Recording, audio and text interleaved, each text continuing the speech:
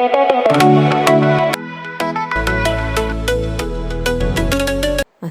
আলাইকুম আমার আপু ভাইয়ারা, আশা করি আপনারা সকলে ভালো আছেন। আপনাকে দয় আমরাও ভালো আছি।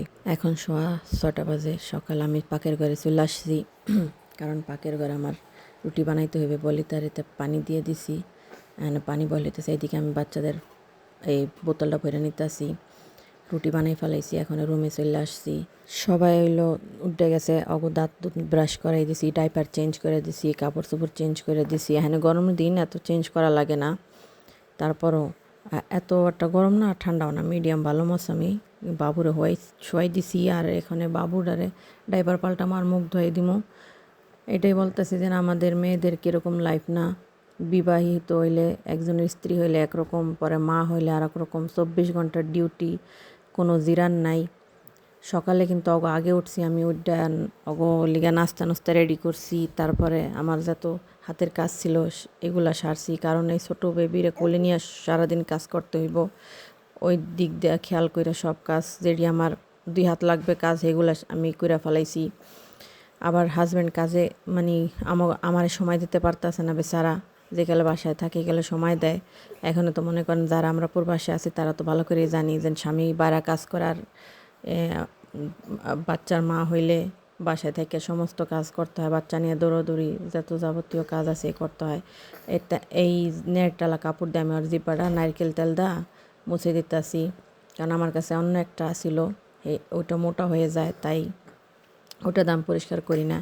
এখন আর ডাইপারটা আমি ভালোভাবে পরিষ্কার করে দিব, এখন পাল্টাই দিব, পরে নাস্তা করবো অগনিয়া। আল্লাহ তাআলা আমাদেরকে কত সুন্দর একটা ডিউটি দিয়েছে, যেটার মধ্যে জিরান নাই, কোনো বিশ্রাম নাই। আমরা হরান হইলেও জিরাই নাই। আগে তো যত ফ্যামিলি আসিল, তাই একজন অনেকগুলা মানুষ থাকতো, তো তাই একজনের প্রেশার পড়তো না। আর এখন তো মনে করেন একা সবার মতে, তাই একা মানুষের প্রেশারটা বেশি পড়ে যায়। তারপরও বলি আলহামদুলিল্লাহ, কারণ দিন শেষে কারো কথা শুনতে হয় না, কারো কাছে ছোট হইতে হয় না। নিজের কাজ নিজে করি।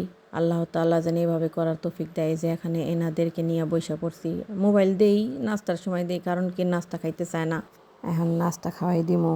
রুটি বানিয়েছিলাম, নাস্তা খাওয়ানোর পরে যে দুধ খাওয়ানোর পালা, ওনারা দুধ খাওয়াইছে আগে, পরে ওনাকে দিছি। এখন সকাল 10টা বাজে। আমি এখানে তাড়াতাড়ি করে ঝাড়ু দিয়ে নিমু, কারণ বাবু কান্না করতেছে, কেউর কাছে থাকবে না, আমার কোলে নিয়েই আমার কাম করতে হইবে। আর ওরা ভাই বোনেরা খেলতেছে, আর এখানে ওরা শব্দ করতেছে, কেউ মনে কিছু করবেন না, কারণ বাবুওয়ালা বাসা। দেখি কতক্ষণ ওরা কোলে নিয়ে কাজ করা যায়। আমি এভাবেই করি, কারণ ছোট বেবি তো বারবার কান্নাকাটি করে, আর ওরা আপুদের কাছে দিলে ওরা বিরক্ত হয়ে যায়। বাচ্চা মানুষ ওরাও কতক্ষণ রাখবে, আমি বেশিক্ষণ রাখাই না, আমি চেষ্টা করি। কিন্তু যে সময় আমার 2 হাত প্রয়োজন হয় কাজ করার লিগে, ওই সময় তো আমি ওরা কোলে রাখতে পারি না। আগে তো মনে করেন লগে করে বেল্টে বাইন্দা লইছি। এ পর্যায়ে বলবো আপনারাও কীরকম করেননি, যাগো ছোটো বাবু আছে কমেন্ট করে জানাইতে পারেন। ভিডিওটা ভালো লাগলে লাইক করবেন, শেয়ার করবেন। ঝাড়ু তাড়াতাড়ি করে দিয়া পরে আবার বাচ্চাদেরকে নিয়ে আমারে শপিং সেন্টারে যাইতে হইব, কিছু কেনাকাটা করতে হইব বাসার জন্যে। তা আমি ঝাড়ু দিয়ে, আপনারা ভালো থাকবেন সবাই, আবারও দেখা নতুন আর একটা ব্লগে।